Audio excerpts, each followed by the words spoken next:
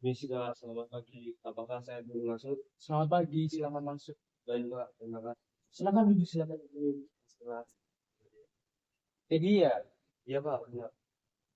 gimana kabarnya Teddy hari ini? Kabar saya hari ini baik, Pak. Kabarnya baik ya. Ini habis ngapain Teddy? Tadi habis futsalan, Pak. Oh, futsal ya, sama teman-teman Sama, kelas? iya. Sama teman-teman kelas. Oke. Jadi tadi habis ini ya, dari lapangan futsal Iya, kedua ya. Bagus, saya senang sih mendengar perjalanan tidak terlalu ribet. Terus sampai di sini tepat waktu. Nah, tapi saya juga bisa lihat kamu mungkin sedang berpikir. Gimana kalau kita mulai dengan ngobrol sampai di saya ingin tahu sedikit tentang dan kamu bisa cerita apapun yang nyaman bro. baik, Pak. Eh, Sejujurnya saya merasa agak canggung, Pak. Ini pertama kalinya saya datang ke Pak Mas. Itu wajar banget jadi banyak orang merasa seperti itu di awal. Tapi kamu tahu apa? Datang ke sini adalah langkah besar yang menunjukkan bahwa kamu peduli pada dirimu sendiri. Saya ingin pastikan di sini adalah tempat yang aman. Untuk kamu bercerita, tidak ada penilaian, hanya hubungan. Baik, Pak. Terima kasih. Itu membuat saya sedikit lebih tenang. Senang mendengarkannya. Kalau itu kita bisa mulai pelan-pelan, tidak perlu. Kalau kamu merasa siap, kamu bisa mulai cerita tentang apa yang membawa kamu ke sini hari ini. Baik, Pak. Jadi begini, Pak. Saya memiliki banyak sekali tekanan di belakangan ini, terutama tentang tanggung jawab saya sebagai tulang punggung keluarga. Dan saya sebagai, karena ayah saya itu sudah meninggal, saya juga memiliki tekanan lainnya, Pak.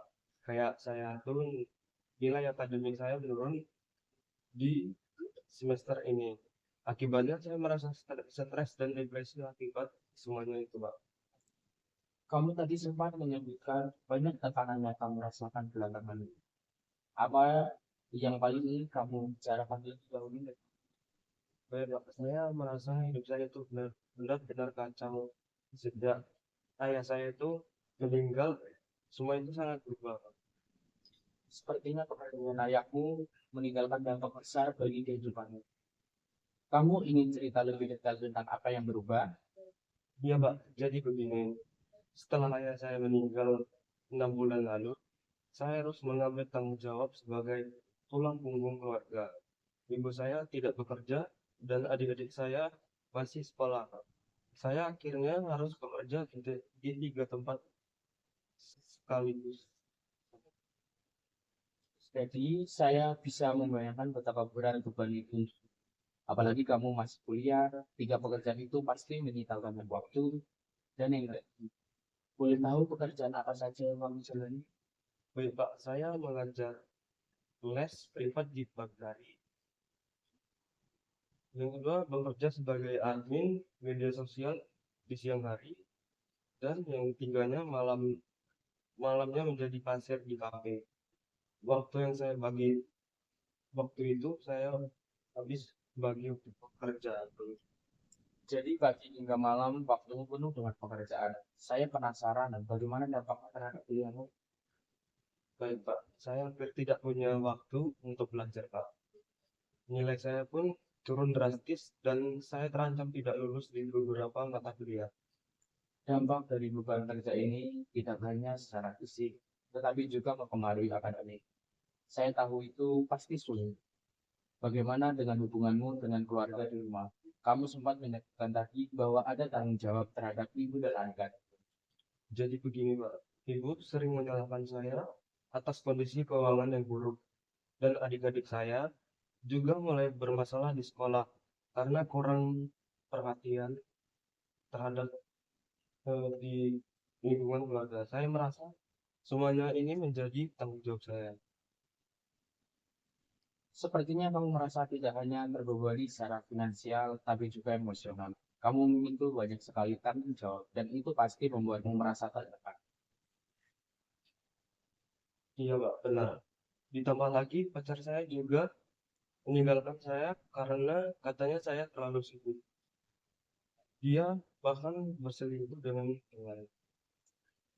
Jadi saya sangat setuju mendengar itu. Pastinya rasanya sangat menyakitkan. Apalagi di saat kamu sudah merasa begitu lelah, bagaimana perasaanmu setelah itu nih? Jadi saya merasa itu saya lanjut Pak. Sebuah hal yang merasa bahwa saya tidak bisa hidup dan kehilangan kehilangan. Saya sering menangis tanpa sebab rasanya itu seperti tidak ada harapan lagi Pak.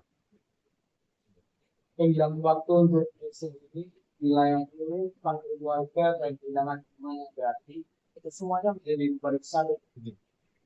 Jika kamu merasa sangat tertekan, langkah pertama yang sudah kamu ambil dengan datang ke sini adalah keputusan yang sangat baik. Mari kita sama-sama mencapai jalan keluar dari Baik Pak. Saya ingin mencoba karena saya masa tidak tahu harus boleh menjawab. itu tidak apa-apa. Kami tidak perlu tahu semua jawaban sekarang. Tugas kita di sini adalah memikirkan langkah-langkah kecil yang bisa membuat saya tidak ini. Saya ada di sini untuk teman. Baik Pak, maaf. Jadi dari apa yang kamu ceritakan tadi, ada banyak hal yang saling terkait, seperti tanggung jawab keluarga, tekanan pekerjaan, pelayanan ini, dia merasa kehilangan dan pengkhianatan. Jika boleh, saya ingin berikan adalah lisan satu supaya saya bisa apa yang kamu rasakan. Menurutku, apa yang ingin kamu bahas lebih jauh? Mungkin soal keluarga itu ya. Karena ini yang paling berat saya. Baik, kita mulai dari keluarga. Kamu menyebutkan bahwa kamu merasa harus diberikan dua besar sebagai pelaku keluarga. Saya ceritakan dulu dari bagaimana situasinya sekarang ini, Pak. Baik Pak, sejak hari saya ini jadi seluruh tahun saya. Karena saya merasa tidak cukup membantu. Ya, dia bilang saya tidak membantukan soal saya. Tapi saya tidak ada jelas, bahkan punya berita dari saya. Makanya rasanya itu dengan apapun yang saya lakukan tidak pernah Saya dengar dari kamu dari perasaan tidak ya. Meskipun sudah besar semua, itu pasti sangat menyakitkan apalagi yang orang yang paling dekat dengan ya Pak. Kadang saya merasa seperti hal yang dulu saya tidak tahu harapan sementara adik saya dia mulai keluar sama di sekolah. Rasanya semua ini salah, semua ini ada saling baik. ketika kamu merasa seperti itu, kamu jangan merasa seperti anak ini atau gagal. Apa yang kebiasaan muncul di pikiranmu saat Biasanya saya berpikir aku tidak akan pernah bisa mengatasi sesuatu atau aku pasti gagal dalam segala hal pikiran terus muncul. dari pikiranmu, apakah kamu merasa ada pikiran tertentu yang mendorongmu berpikir seperti itu?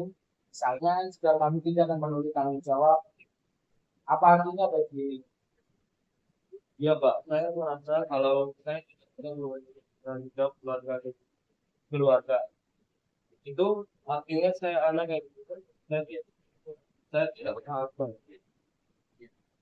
jadi di balik semua itu, kamu merasa bahwa dirimu bergantung pada seberapa baik kamu memenuhi tanggung jawab.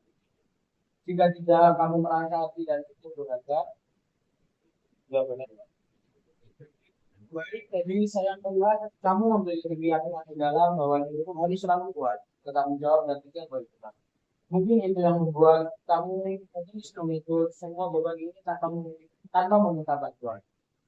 Tapi keyakinan ini meskipun awalnya membantu, sekarang malah menjadi tekanan yang sangat besar itu. Coba saya sadar, tapi saya tidak tahu bagaimana cara menyebabnya itu. Sebenarnya tidak tekanan dalam diri saya itu selama Saya melihat bagaimana kalau kita bekerja sama untuk membantu kamu mengubah cara pandang terhadap diri sendiri, sehingga kamu bisa menerima bahwa memikul tanggung jawab ini itu bisa dibantu atau merasa lelah itu wajar dan juga kita akan mencari cara untuk perkenalkan kamu secara bertahap agar kamu bisa kembali perasaan itu dengan dan lebih percaya. Apa kamu setuju dengan Saya setuju Pak, tapi apakah itu Pak? sangat jadi kamu sudah menunjukkan kekuatan luar biasa hanya dengan bertahan sejauh ini. Itu jalan keluar. Itu adalah langkah besar. Bersama-sama kita akan mencari jalan keluar yang sesuai. Baik Pak. Jadi sebelum kita melangkah lebih jauh, saya ingin mencoba merangkum apa yang saya pahami dari ceritamu agar kita bisa menyusun langkah-langkah yang lebih tepat. Kamu siap? Iya Pak. Baik, jadi ini yang saya tangkap sejauh ini. Masalah utama yang kamu hadapi adalah tekanan sebagai tulang punggung keluarga. Nilai akan berikutnya menurun, konflik dengan itu, hubungan yang dirapi dengan badan. Serta gejala seperti misalnya kehilangan nafsu makan. Di balik itu, kamu memiliki keyakinan bahwa jika kamu tidak bisa memiliki tanggung jawab, maka kamu adalah anak yang mendasari adalah perasaan bahwa kamu tidak berharga untuk dihargai oleh orang lain. Situasi ini adalah kehilangan ayah 6 bulan lalu yang memaksamu mengambil tanggung jawab besar dalam waktu singkat. Keyakinan ini mungkin terbentuk dari ekspektasi terhadapmu sebagai anak pertama yang harus selalu kuat dan bertanggung jawab. Yang mungkin kita hadapi adalah perasaan bahwa kita bantuan adalah tanda kelemahan, tapi kita akan gagal mengubah pandangan ini secara bertahap. Baik Pak, semua itu benar. Saya merasa bahwa Pak benar-benar memahami apa yang saya rasakan. Bapak senang mendengar itu. Jadi langkah kita selanjutnya adalah membantu kamu mengatasi tekanan ini secara perlahan, mengganti pikiran-pikiran negatif dengan pandangan yang lebih baik. Mari kita akan mencoba mengidentifikasi pikiran yang sering muncul dan memberikan penilaian pada seberapa kuat terhadap perasaan ini. Apakah kamu siap untuk coba dan menuju kebiasaan baru yang bisa? Kita akan melakukan itu satu-satu. Baik Pak, saya sangat siap. Kamu tadi menyebutkan bahwa sering merasa aku tidak akan pernah bisa mengatasi semua ini. Ketika pikiran itu muncul, apa yang kamu rasakan? Bisa ceritakan sendiri. Baik Pak, itu seperti saya kehilangan harapan Pak. Saya jadi semakin lelah dan tidak bisa berpikir jernih. Dari skala 0 sampai 10, di mana 0 berarti pikiran itu tidak terlalu mempengaruhi dan 10 berarti pikiran itu sangat mempengaruhi perasaan dan tindakan. Menurutmu di mana kan posisi pikiran itu? Sepertinya di angka 9 Pak. Itu yang paling sering muncul di kepala saya. Baik, saya mencatat kemudian kamu juga tadi menyebutkan pikiran seperti aku pasti gagal dalam segala hal. Ketika pikiran itu muncul, bagaimana pengaruhnya terhadap pikiran? Ya Pak, itu membuat saya malas untuk mencobanya. Saya merasa percuma, saya cuma saja karena akhirnya saya akan gagal terus Pak. Dari skala 0 sampai 10, berapa kami nilai pengaruh pikiran? Oh, dari yang ke 8 Pak, karena biasanya pikiran itu muncul ketika saya sedang mencoba mengerjakan tugas atau belajar. Jadi kedua pikiran ini contohnya seperti aku tidak akan pernah bisa mengatasi semua ini dan aku pasti gagal dalam segala hal. Sangat mempengaruhi perasaan dan tindakan. Apakah ada pikiran lain yang sering muncul? Ada Pak, kadang saya berpikir saya ini anak yang buruk. Pikiran itu muncul ketika saya melihat adik-adik saya atau ketika ibu mulai marah. Dari skala 0 sampai 10, seberapa besar pikiran ini mempengaruhi perasaan? Di angka 10 Pak, dan ini paling menyakitkan bagi saya. Terima kasih Teddy karena sudah berbagi. Dari pikiran-pikiran yang kamu sebutkan, kita akan fokus untuk memahami asal-usul dan bagaimana kita bisa memulai mengubah bagaimana menurutmu. Baik Pak, saya rasa itu bisa membantu. Jadi kita tadi telah mendata beberapa pikiran yang sering muncul seperti aku tidak akan pernah bisa mengatasi semua. Aku pasti gagal dalam segala hal dan saya ini anak yang buruk. Sekarang kita akan mengevaluasi apakah pikiran ini benar-benar akurat atau ada cara pandang lain yang mungkin lebih realistis kita mulai dari pikiran pertama ya. Baik, Pak. Baik, ini kamu berpikir, aku tidak akan pernah bisa mengatasi sesuatu. Apa yang membuat kamu merasa itu, kan? Ya, Pak. Karena saya sudah mencoba banyak hal, Pak. Tapi tetap saja merasa beban ini terlalu berat. Tidak ada yang berubah menurut aku dalam diri saya. Saya paham itu perasaan yang sangat berat. Tapi jika kita mencari fakta, bukankah kamu berhasil bertahan hingga sekarang meskipun beban itu sangat besar? Iya, Pak. Saya masih bisa bertahan, tapi rasanya itu tidak kuat. Kalau begitu, mari kita lihat dari sisi lain. Apakah ada bukti bahwa kamu memang tidak pernah bisa mengatasi masalah ini? Atau mungkin ada hal-hal kecil yang sudah kamu dapat? Kalau dipikir-pikir, saya tetap bisa membantu keluarga dengan bekerja. Meskipun capek dan adik-adik saya masih bisa sekolah, walaupun mereka mengalami kesulitan. Betul sekali. Itu artinya meskipun ya, kamu juga melakukan banyak hal yang penting dan bermakna. Jadi, apakah pikiran aku tidak akan pernah bisa mengambil semua ini sepenuhnya? Tidak, Pak. Mungkin itu tidak sepenuhnya benar, Pak. Bagus sekali, David. Dengan melihat dari sisi lain, kita bisa menyimpulkan bahwa kamu sebenarnya memiliki kemampuan untuk bertahan dan mengatasi masalah meskipun jalannya sudah bagus. Bagus sekali tadi dengan melihat dari sisi lain, kita bisa menyimpulkan bahwa kamu sebenarnya memiliki kemampuan untuk bertahan dan mengatasi masalah meskipun jalannya sulit. Ya, Pak. Karena saya memang sering uh, membayangkan hal yang paling buruk. Ini adalah hal yang normal tadi, terutama ketika seseorang merasa sangat tertekan. Kita akan belajar mengenali pola ini dan mencoba menggantinya dengan cara berpikir yang lebih sederhana. Bagaimana menurutmu? Sepertinya itu membantu saya, Pak. Jadi sebelum kita lanjut, saya ingin tahu lebih lanjut tentang perasaanmu. Jika kamu menilai suasana hati kamu secara keseluruhan selama seminggu terakhir dari 0 hingga 10, di mana 0 berarti kamu merasa sangat buruk dan 10 berarti kamu merasa sangat baik. Bagaimana nilainya? Mungkin tiga, Pak. Saya merasa berat. Itu hampir setiap hari. Terima kasih sudah berbagi dengan angka ini. Kita tahu bahwa bebanmu memang besar dan itu membuat suasana hati turun. Namun kita di sini mencoba meningkatkan angka itu secara perlahan. Kita akan melakukan satu persatu. Iya, Pak. Benar. Jadi tadi kita sudah mulai melihat pola pikir yang sering muncul dan mencoba mengevaluasi kebenarannya. Sekarang kita akan mencoba mengganti dengan cara berpikir yang lebih membantu dan realistis. Bagaimana perasaan sejauh ini? Saya merasa sedikit lega, Pak. Karena bisa melihat di sisi lain, meskipun kadang tetap sulit untuk dipercaya, Pak. Itu sangat wajar. Perubahan cara berpikir membutuhkan waktu.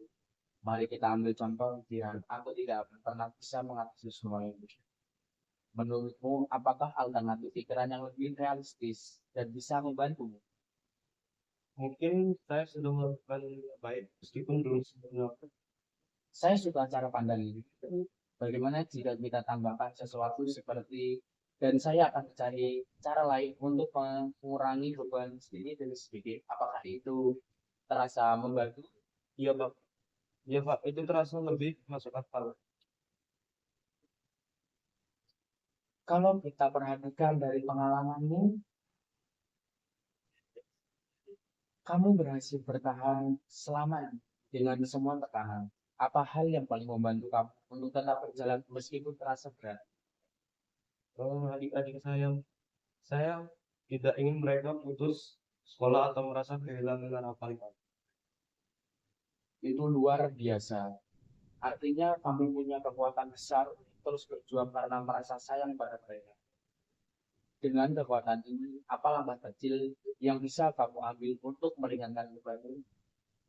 Mungkin saya bisa meminta adik-adik membantu pekerjaan rumah lebih banyak agar saya tidak terlalu terbebani, Pak.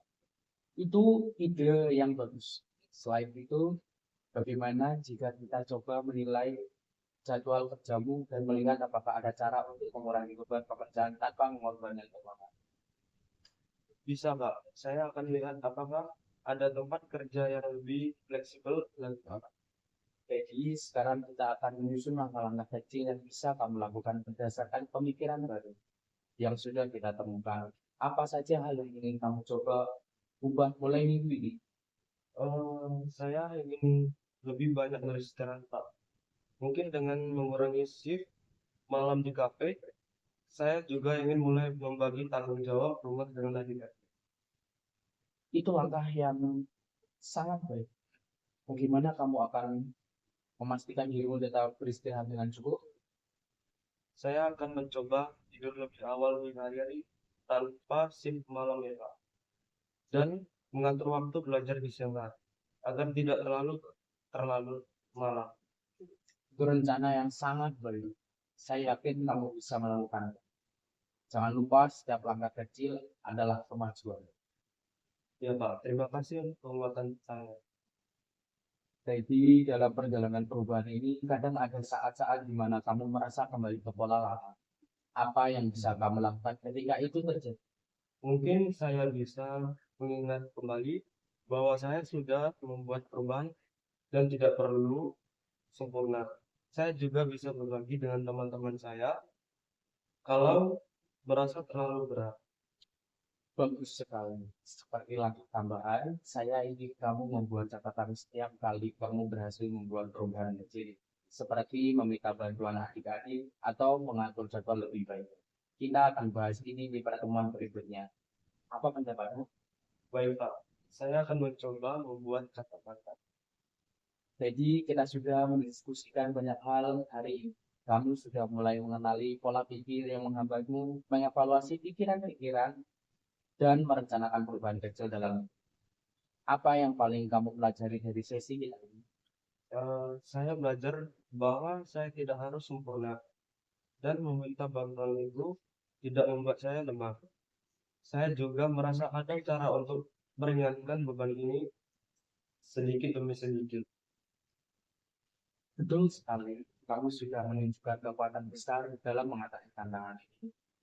Dengan pemikiran baru dan rencana yang kita buat, saya yakin kamu akan menemukan jalan keluar yang lebih baik. Saya sangat bangga dengan keberhasilan. Terima kasih, Pak. Saya merasa lebih optimis sekarang. Sama-sama, jadi jangan lupa terus memberi apresiasi pada diri sendiri. Kita akan bertemu lagi untuk melihat perkembanganmu ya. Ya, Pak. Saya akan mencoba melakukan semua yang sudah kita rencanakan. Bagus. Saya tunggu ceritamu minggu depan ya. Untuk sesi counseling pada hari ini telah selesai. Terima kasih sudah mau berbagi semuanya dengan saya. Baik, Pak. Terima kasih. Baik, terima kasih kalau begitu. Kalau tadi melanjutkan aktivitasnya, silakan. Baik, Pak. Tetap semangat. Terima kasih, Pak. Selamat siang. Selamat siang.